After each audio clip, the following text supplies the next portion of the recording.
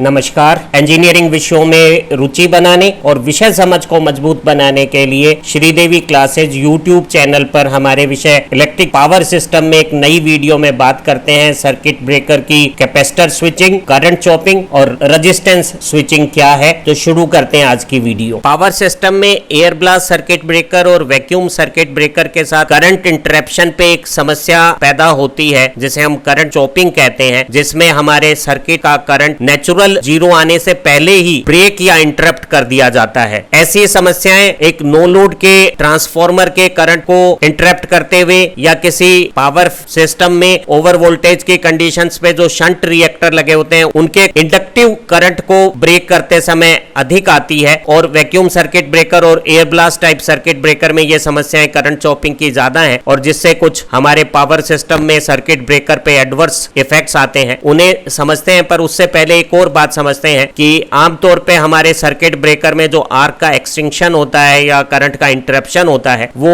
Current की natural zero condition पे ही होता है। जिस समय करंट जीरो होता है आर्क की इंटेंसिटी कम हो जाती है और आर्क को क्विंच करना आसान हो जाता है। आमतौर पे हमारे सर्किट ब्रेकर जो ऑयल सर्किट ब्रेकर्स होते हैं उनमें ब्रेकर की आर्क को इंटरप्ट करने की कैपेसिटी, आर्क को एक्सटिंग्विश करने की कैपेसिटी करंट के मैग्नीट्यूड से बनने वाले आर्क पर डिपेंड करती है और कम करंट का आर्क भी अपने नेचुरल करंट जीरो पर खत्म होता है। लेकिन हमारे जो एयर ब्लास्ट सर्किट ब्रेकर है और वैक्यूम सर्किट ब्रेकर है उनके आर्क इंटरप्शन करने की जो कैपेसिटी है वो फिक्स रहती है, वो करंट के मैग्नीट्यूड के साथ बदलती नहीं है। और ऐसे circuit breaker, vacuum circuit breaker और एयर ब्लास्ट सर्किट ब्रेकर, अगर हम कम मैग्नीट्यूड के इंडक्टिव करंट को इंटरप्ट कर रहे हैं तो ऐसे करंट को वो नेचुरल जीरो होने से पहले ही कमजोर आर्क को अपनी ताकत से बुझा देते हैं। और करंट की कंडीशंस के साथ आर्क का अचानक खत्म हो जाना लाइन के इंडक्टर में जो मैग्नेटिक फील्ड में एनर्जी को ट्रैप रखता है उससे कुछ ओवर वोल्टेज की रीस्ट्राइक्स होती हैं। जरा समझते हैं करंट चॉपिंग। एक ऑयल सर्किट ब्रेकर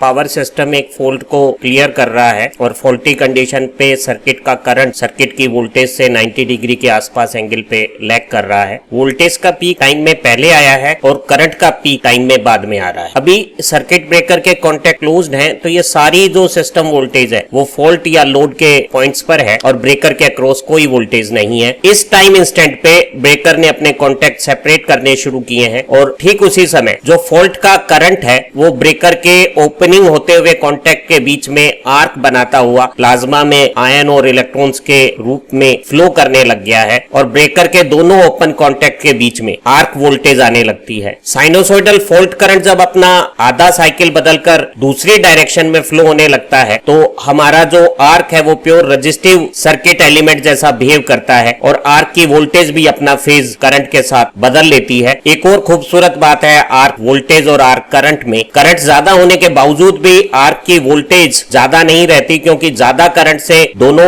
ओपनिंग हुए सर्किट ब्रेकर कॉन्टेक्ट के बीच में आयनाइजेशन ज्यादा होने से, कंडक्टिविटी अधिक होने से, ज्यादा करंट पे ज्यादा आयंस और ज्यादा कंडक्टिविटी होने से रेजिस्टेंस कम होता है और अधिक करंट होने पे भी वोल्टेज लगभग कांस्टेंट रहती है। एक ऑयल सर्किट ब्रेकर करंट के जीरो इंस्टेंट पे आर्क को सक्सेसफुली क्वेंच कर देता है और ऐसी स्थिति में जो हमारी सिस्टम की वोल्टेज है उस मैग्नीट्यूड से सर्किट के सीरीज इंडक्टर और शंट स्ट्रे कैपेसिटर के बीच में एक रीस्ट्राइकिंग वोल्टेज का ट्रांजिएंट बनता है जो हमारी सिस्टम के सप्लाई वोल्टेज के साथ सुपर इंपोज होकर किसी एक इंस्टेंट पे अपना मैग्नीट्यूड इस आर्क इंटरप्शन वाली वोल्टेज से डबल भी कर लेता है। और ये बहुत ज्यादा तेज फ्रीक्वेंसी जो सर्किट के इंडक्टर और कैपेसिटर से 1/√LC बनती है उस किलोहर्ट्ज फ्रीक्वेंसी से बहुत तेजी से राइज करता है। तो हमारे सर्किट ब्रेकर के कॉन्टेक्ट में rate of rise of restrike voltage काफी अधिक होती है। अगर हमारा ब्रेकर दोनों कॉन्टेक्ट के बीच में डाइलेक्ट्रिक स्ट्रेंथ बना चुका होगा तो हमारा आर्क रीस्ट्राइक नहीं होता और ये जो हमारी रीस्ट्राइक ट्रांजिएंट वोल्टेज है वो अपने सिस्टम के लॉसेज में डैम्प होके बाद में सिस्टम की फ्रीक्वेंसी की रिकवरी वोल्टेज में बदल जाती है और हम सक्सेसफुल आर्क इंटरप्शन कर लेते हैं। लेकिन जब हम एयर ब्लास्ट सर्किट ब्रेकर को या वैक्यूम सर्किट ब्रेकर को ऐसे इलेक्ट्रिक सर्किट के इंटरप्शन के लिए काम में लेते हैं हैं जिसमें बहुत कम मैग्नीट्यूड का और हाईली इंडक्टिव करंट है, जैसे कि एक ट्रांसफार्मर का मैग्नेटाइजिंग करंट हुआ या एक शंट रिएक्टर का करंट हुआ, तो करंट चॉपिंग की घटनाक्रम होती है और हमारे लिए कुछ प्रॉब्लम्स बनती हैं। कल्पना करें एक 220 केवी के ट्रांसमिशन सिस्टम में एयर ब्लास्ट सर्किट ब्रेकर की मदद से एक ऐसे सर्किट को जिसमें नॉर्मल लोड करंट 200 एम्पियर हो सकता है और फॉल्ट का लेवल 4 किलो एम्पियर है, उसमें एक ऐसे ट्रांसफार्मर के करंट को सर्किट ब्रेकर इंटरप्ट कर रहा है जिस ट्रांसफार्मर का मैग्नेटाइजिंग करंट या नो लोड करंट 6 एम्पियर है। इस ट्रांसफार्मर में मेंटेनेंस के लिए इसका लोड हमने सेकेंडरी साइड में ऑलरेडी डिस्कनेक्ट कर रखा है और सिर्फ ट्रांसफार्मर की प्राइमरी एनर्जाइज है, और ऐसे ट्रांसफार्मर के करंट को हम एक ऐसे एयर ब्लास्ट सर्किट ब्रेकर से इंटरप्ट कर रहे हैं जिसमें 4 किलो एम्पियर तक के करंट को इंटरप्ट करने की कैपेसिटी है, और जो करंट हम इंटरप्शन के लिए इस्तेमाल कर रहे हैं वो सिर्फ 6 एम्पियर है। ऐसी स्थिति में जो एयर ब्लास्ट सर्किट ब्रेकर में प्रेशराइज्ड एयर का ब्लो ओपन कॉन्टेक्ट पे इस मामूली से करंट के आर्क को नेचुरल करंट जीरो से पहले स्वीप आउट करके, कट करके, चॉप करके करंट को जीरो कर देगा, और ट्रांसफार्मर की सेकेंडरी में भी और इधर इस प्राइमरी की फीड लाइन में भी करंट अचानक किसी मान से बिना नेचुरल जीरो हुए अचानक जीरो कर दिया जाएगा, काट दिया जाएगा, चॉप कर दिया जाएगा। ऐसी स्थिति में हमारी लाइन में अच्छा खासा सेल्फ इंडक्टेंस होता है। ट्रांसफार्मर या रिएक्टर जैसे लोड में भी काफी इंडक्टिव रिएक्टेंस होता है। वो इंडक्टिव रिएक्टेंस करंट के चॉप होने से पहले जो करंट की इंस्टेंटेनियस वैल्यू थी उसके साथ एक मैग्नेटिक फील्ड में एनर्जी को स्टोर्ड रखता है, और ये मैग्नेटिक फील्ड में करंट के साथ एसोसिएटेड स्टोर्ड एनर्जी हमारी ट्रांसमिशन सिस्टम की शंट कैपेसिटेंस में या इस ट्रांसफार्मर या रिएक्टर में भी जो इंटरटर्न कैपेसिटेंस होता है जिसका मान काफी कम है, उसमें एक बहुत बड़ी वोल्टेज बना के और मैग्नेटिक फील्ड की एनर्जी को, क्योंकि करंट जीरो हो गया है तो ये एनर्जी तो गायब हो जाएगी और ये कन्वर्ट हो जाएगी इलेक्ट्रोस्टैटिक एनर्जी में एक हाई वोल्टेज के रूप में। और अगर हम दोनों तरफ मैग्नेटिक फील्ड की एनर्जी हाफ Li स्क्वायर और इलेक्ट्रिक फील्ड की एनर्जी हाफ CV स्क्वायर को इक्वेट करें तो जो हमारी वोल्टेज जनरेट हो रही है वो हमारे चॉप किए हुए करंट के मैग्नीट्यूड के साथ प्रोपोर्शनलिटी रखती है, और इसकी वैल्यू √LC से मल्टीप्लाई होकर आएगी, क्योंकि सर्किट में इंडक्टेंस जो सीरीज में है वो बहुत ज्यादा है और कैपेसिटेंस की वैल्यू अक्सर कम होती है। तो ऐसी स्थिति में बहुत थोड़ा सा करंट भी, अगर हम इस करंट को 6 एम्पियर RMS मान है जिसका पीक 6√2 होगा, इसे जब इंटरप्ट कर रहे हैं, मान लेते हैं कि ठीक इंटरप्शन के समय इस एयर के ब्लास्ट से करंट एक इंस्टेंटेनियस मैग्नीट्यूड 4 एम्पियर पे अगर ब्लो कर दिया गया है, तो 4 एम्पियर के कॉरेस्पॉन्डिंग इस L और C की वैल्यू को यहां रखेंगे तो जो वोल्टेज जनरेट होगी वो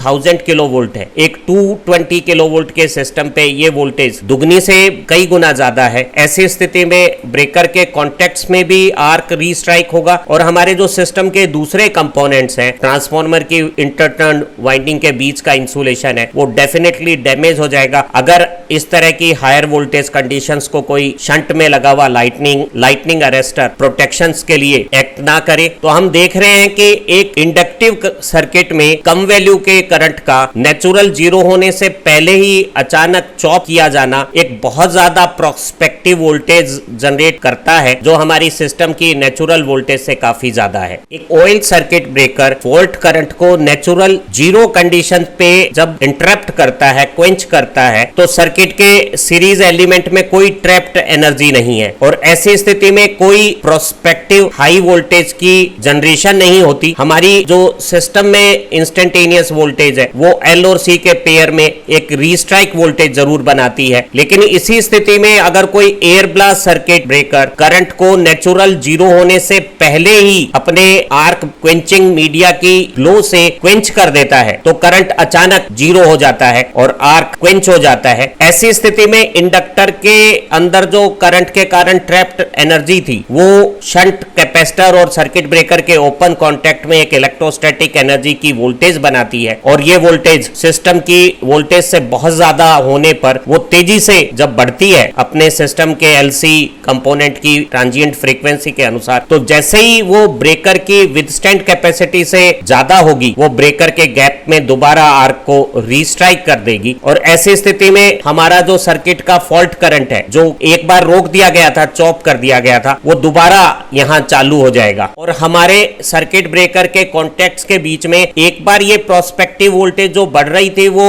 ब्रेकर की विथस्टैंड कैपेसिटी तक बढ़ी और आर्क रीस्ट्राइक हो गया। अभी भी अगर इस आर्क का करंट जो पहले मान लेते हैं 4 एंपियर था और घट के 2 एंपियर हो गया है, तो हम पाएंगे कि जो वोल्टेज इसी तरीके से मैग्नेटिक फील्ड की स्टोर्ड एनर्जी से वापस इलेक्ट्रोस्टैटिक फॉर्म में वोल्टेज बनाएगी, वो 500 केवी होगी। और एक बार फिर हमारी वोल्टेज जो प्रोस्पेक्टिव 500 केवी मैग्नीट्यूड रखती है, वो ब्रेकर के गैप की विथस्टैंड कैपेसिटी जो 220 केवी सिस्टम में 350 केवी तक हो सकती है, उससे अगर ज्यादा हो गई तो एक बार फिर हमारा करंट कंटिन्यू करेगा। ब्रेकर कॉन्टैक्ट के बीच में फॉल्ट करंट के फ्लो से करंट का सर्कुलेशन होने लगेगा और कॉन्टैक्ट के बीच में अब सिर्फ आर्क वोल्टेज रह जाएगी। ब्रेकर में प्रेशराइज्ड एयर का ब्लो एक बार फिर आर्क करंट को इंटरप्ट करने की कोशिश करेगा और आर्क वोल्टेज का मैग्नीट्यूड कम है तो आर्क इंटरप्ट हो जाएगा। इस सारी घटना स्थिति को थोड़ा एनलार्ज करके समझते हैं। हमारे एयर ब्लास्ट सर्किट ब्रेकर ने करंट के नेचुरल जीरो होने से पहले अपने एयर के ब्लो से आर्क को इस पोजीशन पे मान लेते हैं कि ये करंट 4 एंपियर है, एक ऐसे सर्किट में जिसमें सेल्फ इंडक्टेंस 50 हेनरी और शंट कैपेसिटेंस 0.8 नैनोफैराड है, इंटरप्ट कर दिया है। करंट के 4 एंपियर मान के साथ सेल्फ इंडक्टेंस जो सर्किट का है उसमें जो स्टोर्ड एनर्जी है वो तेजी से करंट के जीरो होने पे एक हाई वोल्टेज बनाएगी, जो सिस्टम की नॉर्मल वोल्टेज 220 केवी से बहुत अधिक होने से जो ये प्रोस्पेक्टिव वोल्टेज है वो जैसे ही ब्रेकर की गैप की विथस्टैंड कैपेसिटी से ज्यादा आएगी, ये आर्क को रीस्ट्राइक कर देगी और जैसे ही आर्क रीस्ट्राइक होगा सर्किट में फॉल्ट करंट फिर फ्लो होने लगेगा और ये वोल्टेज घट के सिर्फ आर्क वोल्टेज रह जाएगी। एयर का ब्लो इस कम आर्क वोल्टेज में इस कमजोर से करंट को एक बार फिर इंटरप्ट चॉप कर देगा और इस सेकंड चॉपिंग से भी भले ये करंट थोड़ा डैंपिंग इफेक्ट से और कुछ ही जगह लॉसेज होने से कम हो गया है, माना 2 एंपियर, तो ये जो 500 केवी वोल्टेज दोबारा बनाएगा इस तरह से बढ़ती हुई, वो जैसे ही 500 केवी होने से पहले ब्रेकर की विथस्टैंड कैपेसिटी से ज्यादा होगी गैप की, वो गैप को फिर एक बार रीस्ट्राइक कर देगी। हमारा लाइन करंट ब्रेकर में फिर बहने लगेगा और एक बार फिर ब्रेकर में आप देखेंगे कि आर्क वोल्टेज आ जाएगी जो कम है और ऐसी स्थिति में ये कम करंट का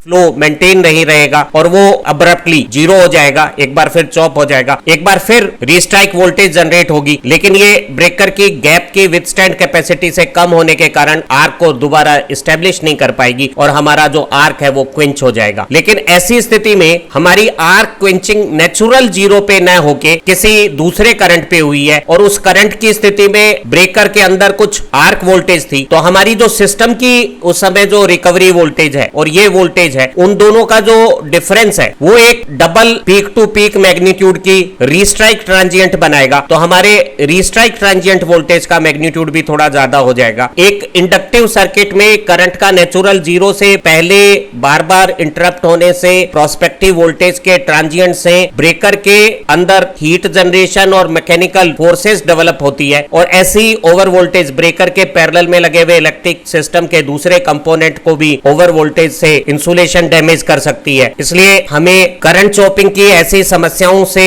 बचने के लिए एयर ब्लास्ट सर्किट ब्रेकर में रेजिस्टेंस स्विचिंग का प्रयोग करना चाहिए, जिसमें हम ब्रेकर के कॉन्टैक्ट के बीच में जब अचानक आर्क इंटरप्ट होता है तो बहुत ज्यादा रेजिस्टेंस डेवलप होने से ये जो प्रोस्पेक्टिव वोल्टेज ज्यादा बन रही है उस वोल्टेज को लिमिट करने के लिए ब्रेकर कॉन्टैक्ट के पैरेलल में एक क्रिटिकल रेजिस्टेंस लगा देते हैं जो इस तरह के ऑसिलेशंस को होने नहीं देता है। हमारी किसी दूसरी वीडियो में आप रेजिस्टेंस स्विचिंग के बारे में जान सकते हैं। एक बार फिर चॉपिंग के बुरे प्रभावों और उनसे बचाव को दोहरा लेते हैं। ऐसी चॉपिंग एक्सरसाइज से ये जो प्रोस्पेक्टिव हाई वोल्टेजेस बनती है ये हमारे ब्रेकर के अंदर एनर्जी और हीट जनरेट करके उसके कंपोनेंट की लाइफ और मैकेनिकल स्टेबिलिटी को प्रभावित कर सकती है और एसोसिएटेड दूसरे जो पैरेलल कंपोनेंट है इलेक्ट्रिक पावर सिस्टम में उन्हें भी ओवर वोल्टेज से डैमेज कर सकती है। इसलिए हमें करंट चॉपिंग के ये जो एडवर्स इफेक्ट्स हैं इनसे बचने के लिए एयर ब्लास्ट सर्किट ब्रेकर में रेजिस्टेंस स्विचिंग का इस्तेमाल करना चाहिए। एक और परेशानी हमारे पास होगी, फाइनली जब हमारा करंट नॉन जीरो किसी स्मॉल वैल्यू पे इंटरप्ट हो गया है तो